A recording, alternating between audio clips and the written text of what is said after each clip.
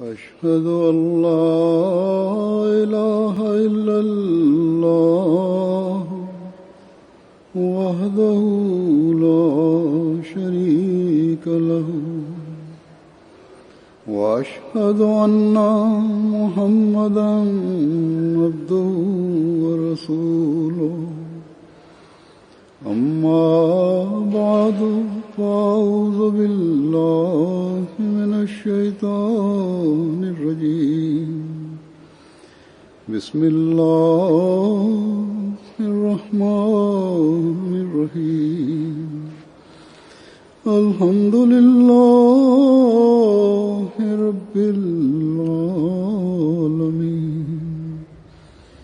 الرحمن الرحيم مالك يوم الدين إياك نعبد وإياك نستعين اهدنا الصراط المستقيم صراط الذين أنعمت عليهم غير المغضوب عليهم ولا الضالين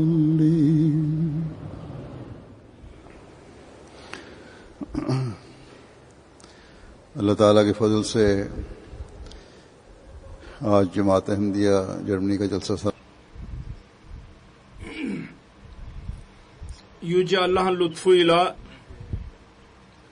bugün Almanya Ahmediye Cemaati'nin Celsa Salanası yıllık toplantısı başlamak üzeredir.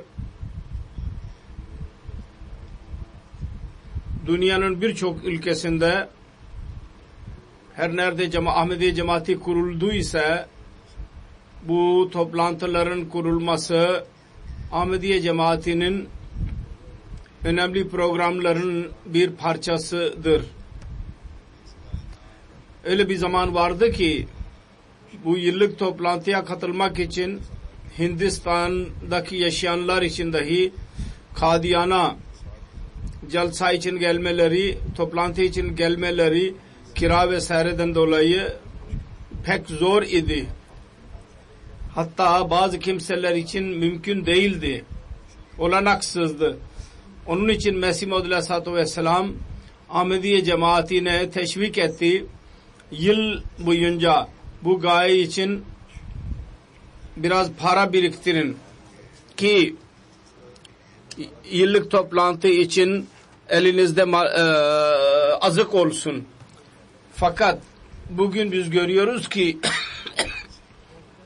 Allah'ın lütfuyla ilerlemiş ülkelerde hatta diğer ülkelerde de dahi cemaatler çoğalmıştır. Orada yapılan toplantılara katılanların kendi binekleri ve arabaların sayısı o kadar oluyor ki yöneticilerin kar parkı için çok önem vermeleri gerekiyor. Kar parkına, park yerine. O da çok önemli bir görevdir ve çok özellikle yapılması gerekir. Aranızdan birçok insan olacak ki onların ataları bu toplantıya kendilerini zorluğa sokarak ve eziyet çekerek bu toplantıya gelmişlerdir.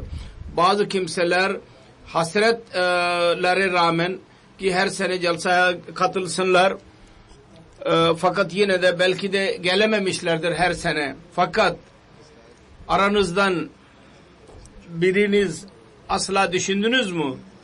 O kadar kolaylıklar size nasip olduktan sonra o kadar size bolluk ve Allah-u Teala nasip etti. Size yol sizin için kolaylaştı ve Allah-u Teala size güç verdi. Allah-u Teala'ya şükür etmek için ve iman daha çoğalmanıza gerek oldu mu bu? Sebep oldu mu?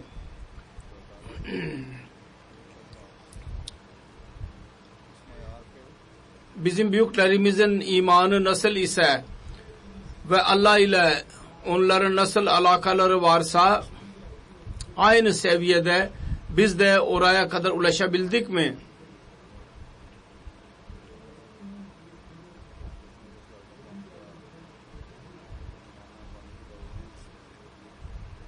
O devrin bazı büyüklerimiz arasında Mesih Muhammed Aleyhisselatü Vesselam'ın zamanına ulaşmalarına rağmen, kendisine inanmalarına rağmen, isteklerine rağmen, söylediğim gibi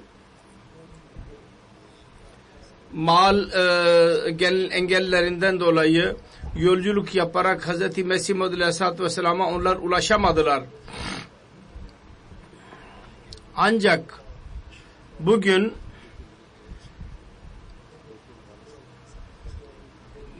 bu ülkelerin toplantısına Amirül Mu'minin Mesih Muhammed Aleyhisselatü Vesselam'ın bir halifesi ve kölesi katılıyor. O ülkelere diğer ülkelerden dahi para harcayarak gelip katılıyorlar ve benim önümde de oturuyorlar onlardan birçoğu. Hatta Mesih Muhammed Aleyhisselatü Vesselam'ın doğruluğunu öğrenmek için dahi öyle insanlar diğer ülkelerden katılmak için geliyorlar ki daha Mesih Muhammed Aleyhisselatü Vesselam'a inanmamışlardır. İşte bu da gösteriyor ki şu bakımdan önemlidir, çok mutluluk vericidir ki Yüce Allah durumu değiştirmiştir ve Hz. Mesih Muhammed Aleyhisselatü Vesselam'ın mesajı dünyaya çok hızlı bir şekilde yayılmaktadır. Aynı şekilde o büyük zatların evlatları için kendilerini muhasebe etmeleri gerekir. Biz kendimizi yoklayalım. Biz nasıl Allah ile olan alakamız, imanımız ve Allah-u Teala'ya emirlerine boyun eğmek konusunda biz hangi yere kadar gelebildik? Eğer bizim ailelerde bizim atalarımızın hayırlarının yüksekliğine mukabil bizim aramızda düşük varsa hızlı bir şekilde o zaman bizim durumumuz eziyet vericidir. Bizim bolluk faydasızdır. Bizim kolaylık. Biz dünyadaki parayı elde ediyoruz ancak bizim dinimiz boşalmaktadır. Ve öyle bir durumda sonra öyle bir zaman gelir ki insan dünyadaki işlere katılarak Allah-u Teala'dan tamamen alakasını kesmiş oluyor ve böylece Allah-u Teala'nın gözünden düşerek şeytanın kucağına düşmüş oluyor. Celsaya gelmek yalnız bir gelenek olur bu insanların. Onun için aramızdan her birimiz çaba sarf etmeliyiz. Celsaya katılmak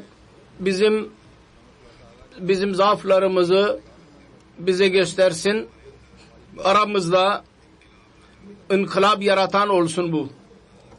Allah-u Teala'ya teşekkür eden olalım. Bizim bolluğumuz bizi Allah-u Teala'nın lütuflarına nail etsin. Biz daima dua edelim ve çaba sarf edelim. Biz ve bizim nesillerimiz hiçbir zaman Allah-u Teala'nın öfkesine hedef olmayalım. Biz büyüklerimizin isteklerin ve dualarının varisi olalım. Aynı şekilde Yüce Allah'ın lütfuyla cemaatimiz genişlemektedir. Dünyanın bütün köşelerine ulaşmaktadır bu cemaat. Allah-u Teala insanların kalplerini açarak Hz. Mesih Muhammed Aleyhisselatü Vesselam'ın cemaatine kuzeyden, doğudan, batıdan, güneyden insanlara güç vermektedir. Onlar cemaate katılmaktadırlar. Cemaate katılan bu insanlar imanlarını çoğaltmak için, cilalatmak için, parlamak için onlar Allah ile alaka kurmak için cemaate katılmaktadırlar. Onlar bu cemaate katılma hedefini dahi tamamlasınlar. Allah-u Teala daha da onlara kuvvet versin. Bunun üzerinde onların gözün önünde olsun. Mesih Muhammed Aleyhisselatü Vesselam'ın bu celsanın katılış bu celsenin gayesini ne beyan etmiştir? Yani Allah ile olan alaka ve hayatımızı onun emirlerine göre hazırlamak. Kardeşlerimizin haklarına dikkat etmek ve Allah-u Teala'nın mesajını dünyaya yaymaya çalışmak ve çaba sarf etmek bu konuda. Bütün bunlar kendi durumlarımızı Allah-u Teala'nın buyruklarına göre ayarlamayı ve bir fedakarlık yapmamızı istiyor. İşte bu celsa, bu toplantı dünyalık bir fuar değil. Dünyadaki gayelere ulaşmanın bir vasıtası da değildir. Buraya gelenlerin zikri ilahiye dikkat etmeleri gerekir. Bu Allah-u Teala ile alakayı kurmak için ve onun lütuflarına nail olmak için pek gereklidir. İkincisi şu ki her zaman zihinlerinde şu bulunsun. Biz hayırları yapalım ve müstakil bir şekilde onlara hayatlarımızın bir parçası haline getirelim. Allah-u Teala onları emretmiştir. Zikri ilahi konusunda şunu da söylemek istiyorum. Meclislerde oturanların zikri hangi şekilde olursa olsun, ister kişisel olarak olsun, cemaat rengi vardır içinde. Ve her nerede bir insanın zatı ondan istifade ediyorsa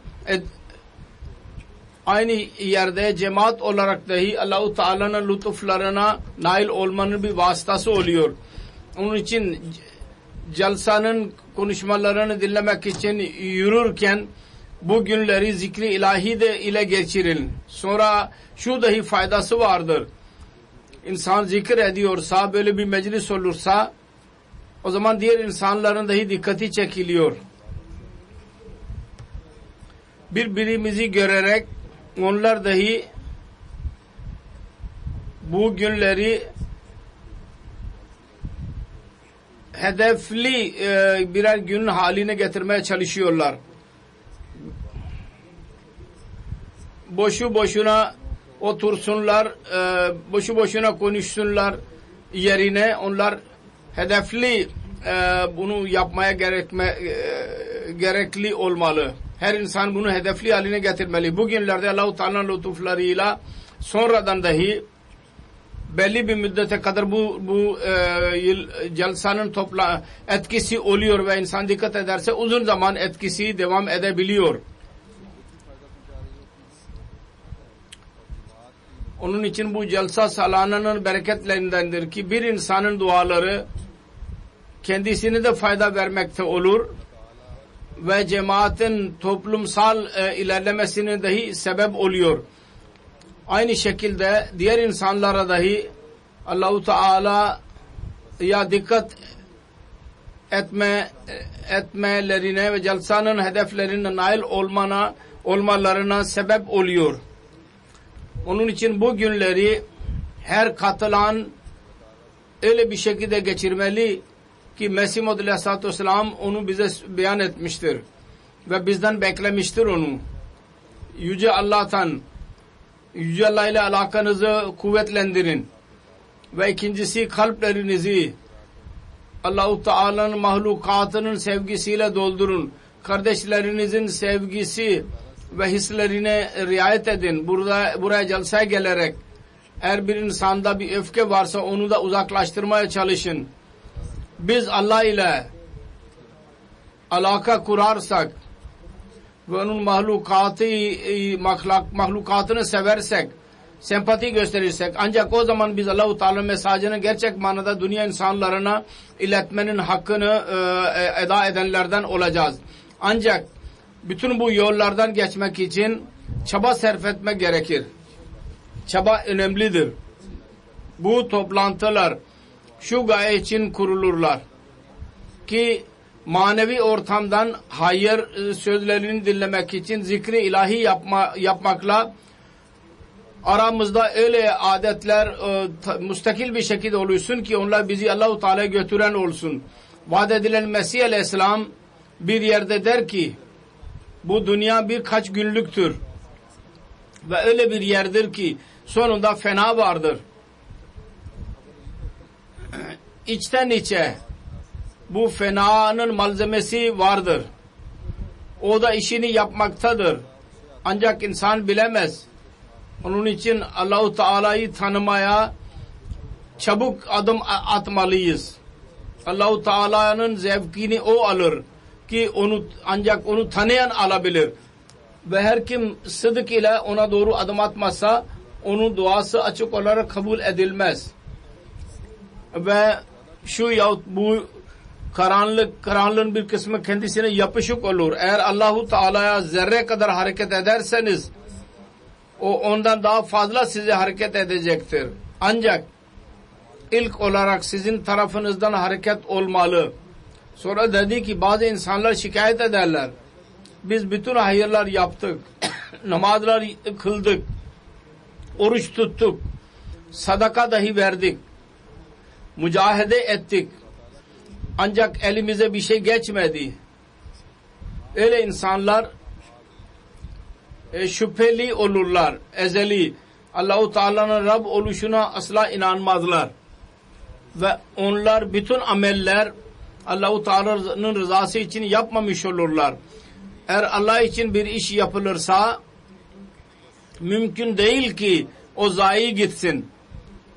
Ve Allah-u Teala onun mükafatını bu cihanda vermesin. Kısacası Allah-u Teala ile olan alaka yaratmak için halis olarak onun ibadetini yapmalıyız.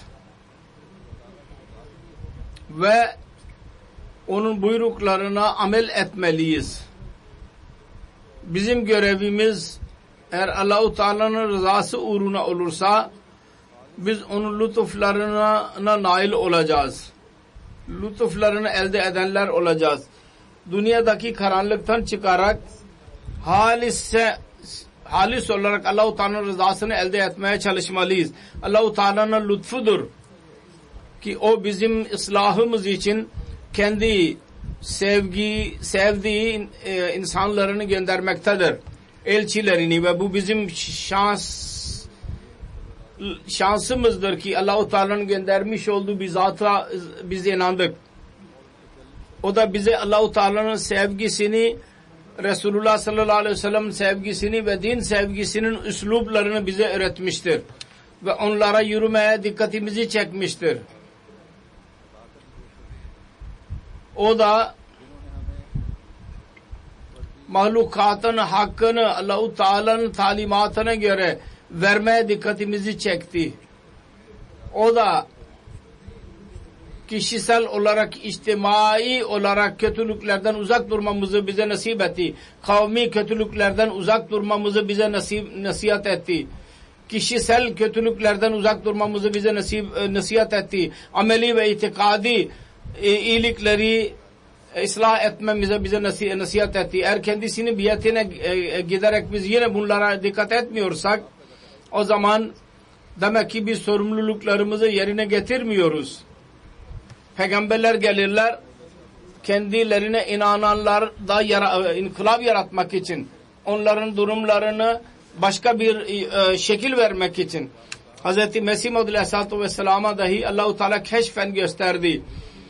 Siz yeni bir yer ve yeni bir gök yarattınız. Sonra dedi ki gelin insanı yaratalım. Bu yepyeni yer ve gök yaratmak ve insan yaratmak öyle bir inkılaptır ki kendisine inananlar içinde bunu yaratmalıydı. Yeni yer ve gök yaratmanın en fazla izharı Hz. Resulullah sallallahu aleyhi ve sellem'in zatında biz onun belirtisini gördük. Nasıl yeni bir yer ve gök yarattı. Tevhidin düşmanlarına tevhid öğretti. Onlar putlara inanıyorlardı. Ve bir Allah'a inanmıyorlardı. Ehad diyerek her çeşit zulüme maruz kaldılar. Onlar tevhidi yerleştirmek için kendi canlarını dahi verdiler. Ancak tevhidden, Allah'ın birliğini yok demediler. Allah-u Teala'nın düşüncesi de yoktu onların zihinlerinde. Onların kalplerinde Allah-u Teala öyle indi ki Allah-u Teala'nın ibadeti ve zikri ilahi maddi yemekten daha fazla onların gıdası haline geldi. Onlar günlük oruç tuttular ve geceleyen nafile kılarak geçirmeye başladılar. Onların kadınları dahi Allah ile alaka kurmak için geceleyin gece uykularını haram ettiler ve ibadet için kendi uykular yerine başka yollar benimsediler. Bir sahabi hakkında vardır. Bir iplik vardı. Tavana asmıştı onu ve ona asılırdı. Başka birisi için fedakarlık ruhu o kadar yüksek idi ki kendi mallarını dahi kendi kardeşlerine vermeye razı idiler. Hatta ileri sürdüler. Ancak diğer taraftan o kendilerine sunulan o mallarda dahi bir inkılap yaratılmıştı. Onlar teşekkür ettiler ve dediler ki senin malın sana mübarek olsun. Sen bize çarşının yolunu bana göster ki ben kendim çalışalıp kazanayım. Doğruluk ve emanetin yüksekliği o kadar yüksek idi ki bir Müslüman 100 dinarlık bir at satın aldı bir köyden. Köye çarşıya getirdiği zaman ikinci Müslüman dedi ki bu at çok güzeldir. Bunun yanında bunun fiyatı 200-300 dinardır. Malik diyor ki bunun fiyatı 100 dinardır. Ben fazla alamam.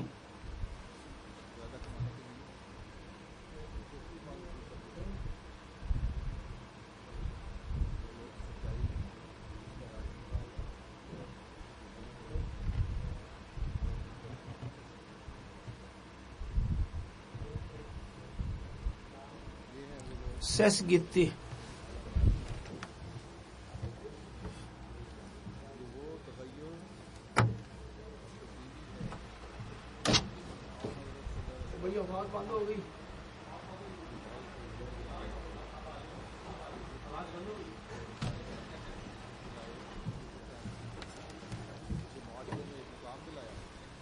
आवाज नहीं आ रही.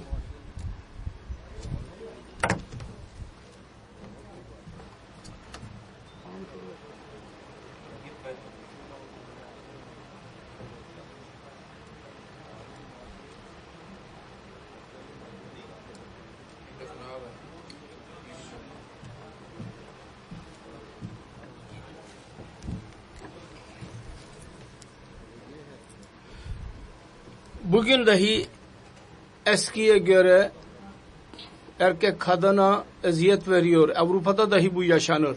Ve diğer ülkeler kadının hürriyetinden bahsedenlerde bu oluyor. Bazı önümde oturanları olacaklardır. Onlar da biliyorlar. Ancak fark şudur. Şimdi bütün bunlar yapmamıza rağmen erkek der ki kadını dövmek caizdir. Eskiden eziyet veriyordu, dövüyordu, zulüm ediyordu fakat caiz olarak. Şimdi hepsini yapıyor ve slogan atıyor ki bu caiz değil. Amel aynıdır fakat zahiri sözler değişmiştir. Her sahada bize Hz. Resulullah sallallahu aleyhi ve sellem vasıtasıyla bir inkılap yaratıldığını görüyoruz biz. Hz. Mesih Maud aleyhissalatü vesselam dedi ki hayvanlardan daha beter olanları insan haline getirdi. Sonra bilgisayar insanlar haline getirdi ve Allah'lık insanlar haline getirdi. Bu çok büyük bir mucizeydi. Hz. Resulullah sallallahu aleyhi ve sellem onu gösterdi. Bu Allah'lık insanlarda her çeşit iş Allah-u Teala'nın rızası uğruna onlar yaptılar. Kısacası yeni yer ve yeni gök buydu. Hz. Resulullah'ın gelmesiyle bu oluştu ve bu çağda kendisinin kölesine Allah-u Teala dedi ki yeni yer ve yeni gök yarat.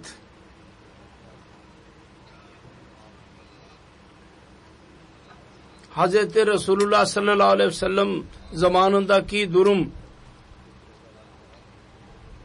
nasıl idiyse Müslümanların yahut manevi ve ahlak bakımından onların ne durumu nasıl idiyse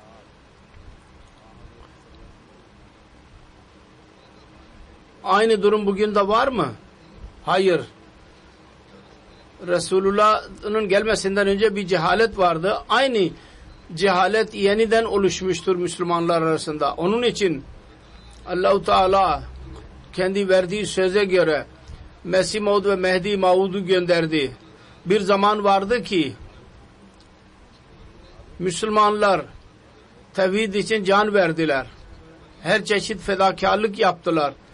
İslamiyet'i yaydılar. Ve dünyada yepyeni bir değişiklik yarattılar. Ancak şimdi Müslümanlar tevhid yerine mezarlara tapıyorlar. Ölülerden umut bekliyorlar. Şirke katıldılar. La ilahe illallahu şimdi vardır hala. Ancak şimdi bu bir değişiklik yaratmıyor. Sebebi de şudur ki onu tanıyanlar onun anlamını bilmezler. Onların Müslüman oluşu yalnız sözdedir. Öyleleri dahi vardır ki şüphesiz 5 defa zahiri olarak ibadet ederler. Namaz kılarlar. Ezanda da Allah-u Teala'nın birliğini şehadet ederler. Fakat yine işleri müşrikanedir. Müşriklercesinedir. Birçok tahsilli insanlar vardır. Hatta Pakistan'da tahsil görmüş bakanlar dahi vardır. Elçiler dahi vardır. Onlar mezara giderler ve onlardan medet beklerler. Onların çoğu namaz dahi kılmaz. Yalnız zannederler ki Ahmedilere kafir demek ve mollanın arkasında yürümekle onların Müslüman oluşunun hakkı eda edilecek. Sonra İslamiyet adı altında terörist kuruluşlar vardır. Bir tek kelime cihadi bilirler ve onu da yanlış anlamıyla bilirler. Onlar tevhid üzerine insanları çekmiyor. Dünya insanlarını dünyadan ve İslam'dan nefret uyandırıyor onlarda. Öyle bir zamanda Hz. Mesih Maud Aleyhisselatü Vesselam'ın gelişi gerekliydi ki o yepyeni bir yer ve yepyeni bir gök yaratsın ve bir inkılap yaratarak kendisi gösterdi dahi. Meşhur bir yol kesici vardı. Diğer yol kesiciler ve hırsızlar dahi kendisine para verirlerdi. Aydat bir yerde Hazreti Müslim Maud radıyallahu anh yazmıştır. Onlara insan derdi. Söyle, Mirza Bey'in doğruluğunun bir alametini gördün mü? Dedi ki başka ne istiyorsunuz? Ben kendim Mesih Maud Aleyhisselatü Vesselam'ın doğruluğunun bir alametiyim. Benim durumumu değiştirmiştir Mesih Maud Aleyhisselam. Hırsızlarla benim yolum yok oldu. Ben şimdi ibadetlere katıldım. Yol kesmiyorum. Hırsızlık yapmıyorum. Demek ki kendisi dahi bu çağda yepyeni bir gök ve yer yarattı. Ve 100 binlerce insanın durumunu değiştirerek gösterdi ve dedi ki şöyle yepyeni yer ve gök yaratılıyor. Kendisi Aleyhisselam yepyeni gök ve yer yaratarak gösterdi. Ve biz onun birçok örneklerini görüyoruz ve dinliyoruz ve okuyoruz. Büyüklerimizin durumunu dahi görerek imanlarımız coşlanıyor. Ancak bu keşfte Hz. Mesih Maud Aleyhisselatü Vesselam'ın cemaatinin dikkatini dahi çekti. Yepyeni gök ve yer yaratmak için. Onun için şuna bakmalıyız. Kendi cemaatinin parçası haline gelerek Mesih Maud Aleyhisselatü Vesselam'ın biyetine girerek biz ne çaba sarf ediyoruz? yepyeni bir yer ve yepyeni gök yaratalım diye. Eshablar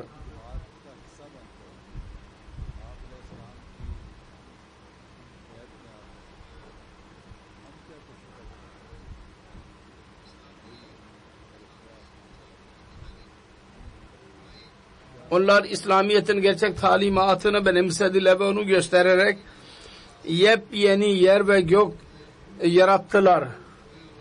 O yüksek seviye, biz ona ulaşmaya çalışıyor muyuz? Bizim nefislerimizde öyle bir değişiklik yaratılmış mıdır ki insanlar desinler bunlar tam olarak değiştiler. Bunlar yepyeni gök ve yer yarattılar.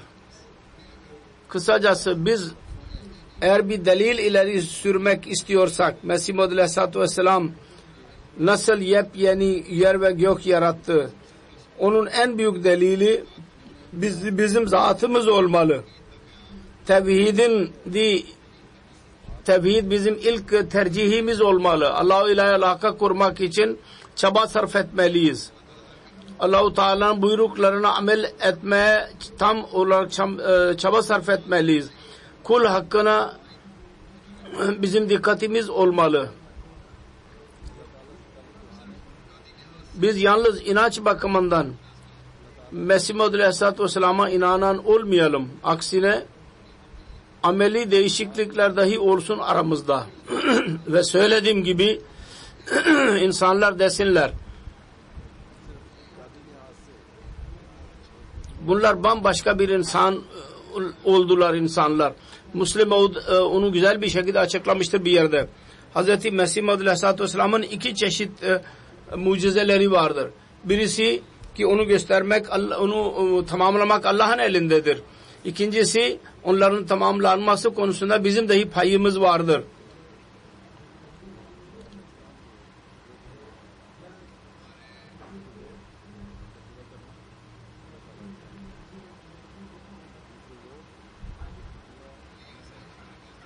Onlar bizim vasıtamızla tamamlanmıştır. Ve onları tamamlamak için biz tam olarak çaba sarf etmeliyiz. Birçok bilgiler vardır ki peygamber onu anlayabilir. Eğer öyle olmazsa o zaman peygambere ihtiyaç niye olsun? Hz. Mesih Maud Aleyhisselatü Vesselam 1400 sene sonra öyle şeyler söyledi ki mevcut idi. Ancak Müslümanlar onlardan habersiz idiler. Bilmiyorlardı tam olarak. Mesela bütün dinlerin doğruluğu dedi ki bu konuda Mesih Maud Aleyhisselam bir insan ki milyonlarca insan kendisine tabi olsunlar ve uzun zaman ondan hidayet bulmuş olsunlar insanlar, mutlaka onun elinde bir doğruluk olur. Tabii ki sonradan onların talimatı değiştirildi ve o din kendi asıl durumunda baki kalmadı. Bud aleyhisselam, Zertüşt aleyhisselam, Krişan aleyhisselam kendi çağlarında Allah-u Teala'nın gönderdiği insanlar idiler. Doğruluk vardı ellerinde. Hz. Mesih Maud Aleyhisselatü Vesselam'dan önce çok büyük zatlar dahi eğer diğer kavimlerin büyüklerine onların dinlerin liderlerine kötü demiyorlarsa da şüphe içinde idiler tabii ki. Teselli yoktu onların kalbinde. Asıl doğruluk nedir diye onu bilmiyorlardı. Kısacası Mesih Maud Aleyhisselam her kim kendi liderlerinin gerçek talimatına bağlı ilerse onların durumu diğerlerin mukabil daha iyi olur. Eğer onların talimatına göre amel edilirse dünya emniyetli bir yere emniyet dolu bir yer haline gelebilir ve tam bir olarak bir değişiklik görebiliriz. Fakat buna mukabil aksi olarak eğer kötü netice çıkıyorsa o kötüdür demek ki o talimat. Bütün bu eski peygamberlerin talimatı şeytan aleyhindeydi. ve şeytanın talimatı olsaydı hiç kimse ona tabi olmazdı. Mesih Muhammed Aleyhisselam onu beyan etti. Bu nokta Kur'an-ı Kerim'de vardı. Ancak hiç kimse onu bilemedi. Yahut o kadar açıklayamadı onu. Hz. Mesih Muhammed Aleyhisselam bunu beyan etti.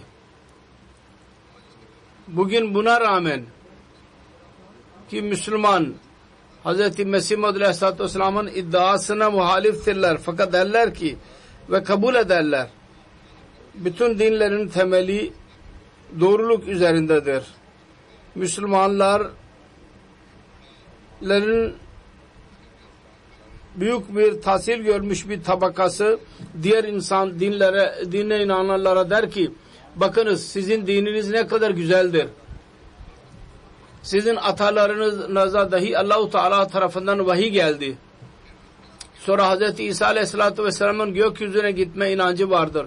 O da Müslümanların tahsili görmüş olan insanlarda kalmamıştı. Şimdi Pakistan'da ulemalar dahi söylediler ki artık bu kimse gelmeyecek. Hiç kimse gitmemiştir gökyüzüne.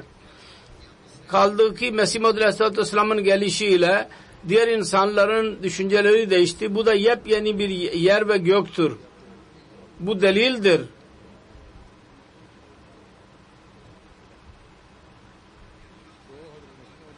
Bu alametler Allah Teala tarafından tamamlandı. Fakat ikinci bir şekil vardır. Yepyeni yer ve gök yaratmanın. Amelen fiili olarak yepyeni yer ve gök yaratılsın. Onu biz yaratmalıyız. Hz. Mesih Muhammed Aleyhisselatü Vesselam'a inananlar onu yaratmalıyız. Yepyeni bir gök yaratarak biz kendi inancımızda yalnız değişiklik yaratmadık. Mesih Muhammed Aleyhisselatü Vesselam'ın biatına girdik. Fakat ikinci kısım yepyeni yer yaratmanın yaratmak konusunda bizim çabalarımız önemlidir. Onun işi vardır. Yalnız güzel gök olmak faydalı değil. Yer dahi yeni ve daha iyi olmadıkça ve iyi yerin olması pek gereklidir. Onun için Hz. Resulullah sallallahu aleyhi ve sellem şunu dahi buyurdu. Müminin kalbi yer gibidir. Onun için kalplerinizi inanç bakımından ameller bakımından dahi faydalı haline getiriniz. Allah-u Teala bize lütfetti ki biz Mesih Muhammed Aleyhisselatü Vesselam'a inandık. Allah-u Teala istiyor ki bizim amellerimizi Hz. Mesih Muhammed Aleyhisselatü Vesselam'ın vasıtasıyla hayırlı birer amel haline getirsin ve bizim ellerimizle yeri düzeltsin. Hz. Mesih Muhammed Aleyhisselatü Vesselam vasıtasıyla Allah-u Teala bize bir yol gösterdi. Yahut Hz. Mesih Muhammed Aleyhisselatü Vesselam bize bir malzeme verdi. Onu yerine getirmek bizim görevimizdir. Şimdi biz şuna bakmalıyız. Acaba gerçekten biz bunu yapıyor muyuz? Yapmıyor muyuz? Daha önce de söylediğim gibi eğer biz Allah-u Teala'nın hakkını vermek ve kulların hakkını vermek işini yapıyorsak, eğer bizim muamelelerimiz Allah ve onun mahlukatı ile temiz ise ve imtiyazlı bir durumda ise o zaman biz şüphesiz Mesih Muhammed Aleyhisselatü Vesselam'ın yepyeni yer ve gök yaratma konusunda kendisine yardımcı olmaktayız. Onun için kendimizi muhasebe etmeliyiz. Bazı sözlere ben dikkati çekiyorum. Mesih Muhammed Aleyhisselam onu bize beyan etmiştir. Bir şey temeldir. Kur'an-ı Kerim'in her buyruğu bizim aramızda bir değişik yaratan olmalı. Ve Mesih Muhammed Aleyhisselatü Vesselam nasıl onu izah ettiyse o yepyeni bir yer ve yepyeni gök yaratan olmalı içimizde. Ve sonra onu benimseyerek, ona amel ederek aramızdan her birimiz yepyeni yer ve yeni gök yaratabiliriz. Diğer insanlara da fayda verebiliriz. Mesih Muhammed Aleyhisselatü Vesselam bir yerde der ki ben görüyorum ki insanların durumu öyledir. Onlar tedbir yaparlar. Ancak duaya konusunda gaflet ederler. Sebeplere o kadar inanırlar ki dünyadaki tedbirleri Tanrı haline getirdiler. ve dua ile gülerler ve onun faydasız bir şey haline getirdiler. Bu bir zehirdir. Tehlikeli ki dünya yayılmaktadır. Allah-u Teala ister ki bu zehri yok etsin. Bu silsile, bu cemaati, bu gayle için Allah-u Teala bunu yaratmıştır. Ki insan Allah-u Teala'yı tanısın, onun marifetine sahip olsun ve dünya insanları da anlatsın. İşte bu gayeyi her Ahmedi kendi gözünün önünde bulundurmalı. Kendi Allah ile olan alakayı çoğaltmalı. Bunu gözlerinin önünde bulundurarak. Sonra dedi ki bu çağ dahi manevi bir savaş çağıdır. Şeytan ile savaş başlamıştır. Şeytan bütün silahlarıyla İslamiyet kalesine saldırmaktadır. Ve o ister ki İslamiyet'i yenilgiye uğratsın. Ancak Yüce Allah şu anda şeytanın son savaşında kendisini ebedi olarak yenilgiye uğratmak için bu cemaati oluşturmuştur. İşte bu manevi savaş için her Ahmedi çaba sarf etmeli ve ilerlemeli ve bu olamaz. Ne zamana kadar biz kendi maneviyatın yeni yer ve gökünü yaratmadıkça Mesih Maud Aleyhisselam demiştir ki şeytanı yenilgiye uğratmak için Allah-u Teala bu cemaati oluşturmuştur. Her kendisine inananlara bir sorumluluk vermiştir Mesih Maud Aleyhisselam. Maneviyata ilerleyerek şeytana karşı durabilir ve kul hakkının yüksek seviyesini elde etmeye dikkatini çekmiştir ve dedi ki şunu unutmayınız. Yüce Allah'ın iki buyruğu vardır. Birisi şu ki ona ortak koşmayalım. Allah-u Teala'nın zatına ve sıfatlarına ve ibadetlerine dahi ortak koşmayalım. İkincisi insan oğlu ile ne sempati gösterelim. İnsanda murad şu değil ki kardeşleriniz ve akrabalarınız onlarla sempati gösterin. Kim olursa olsun insanın oğlu olsun ve Allah-u Teala'nın mahlukatından kim olursa olsun ona sevgi göstermeliyiz. Demeyiniz ki bu Hristiyandır yahut başka birisi midir? Ben size doğrusunu söylüyorum. Allah-u Teala sizin insafınızı kendi eline almıştır ve istemez ki siz kendiniz yapın. Kendiniz öc almaya çalışmayın. Ne kadar kolay olursanız, ne kadar tevazu gösterirseniz Allah-u Teala o derecede sizi sevinecek. Düşmanlarınızı Allah'a havale edin. Allah-u Teala'ya dua ediyorum. Biz bütün haklarımızı eda edenler olalım. İnanç bakımından ve amel bakımından olalım. Ki Mesih Maud Aleyhisselatü Vesselam bizi onu yaratmak istiyordu. Öyle olalım. Bizim yerimiz dahi yeni olsun ve göğümüz dahi yeni olsun. Ve öyle insanlar haline gelelim ki yepyeni yer ve gök yaratmak konusunda Mesih Maud Aleyhisselatü Vesselam'a yardımcı olalım. Hepimiz. Allah-u Teala bu celsayı dahi her bakımdan bereketli kılsın. Ve buraya katılan birçok insanlar bereketleri toplasınlar. Celsanın programlarını dinleyiniz ve onu hayatınızın bir parçası haline getirin. Her konuşma güzel olur ve her program iyi olur. Allah-u Teala onu hepimize nasip etsin.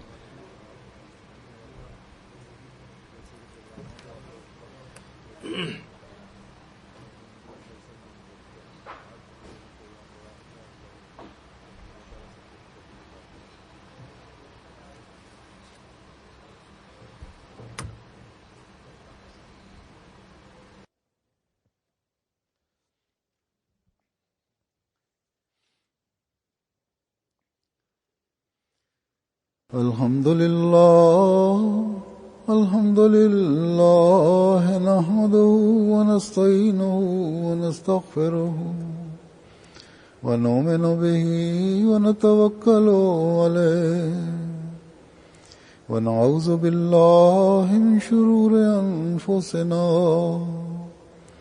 ومن سيئات أعمالنا من يهده الله فلا مضل له ومن يضلل فلا هادي له ونشهد أن لا إله إلا الله ونشهد أن محمدا عبده ورسوله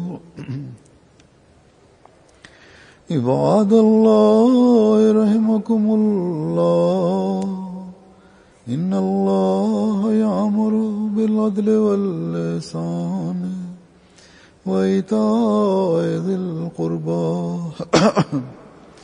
وينهى عن الفحشاء والمنكر والبغي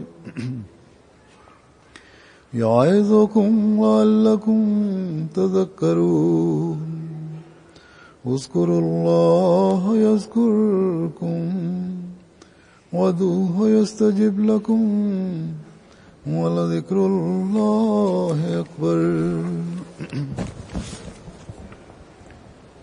नमाज के लिए वहीं जाना है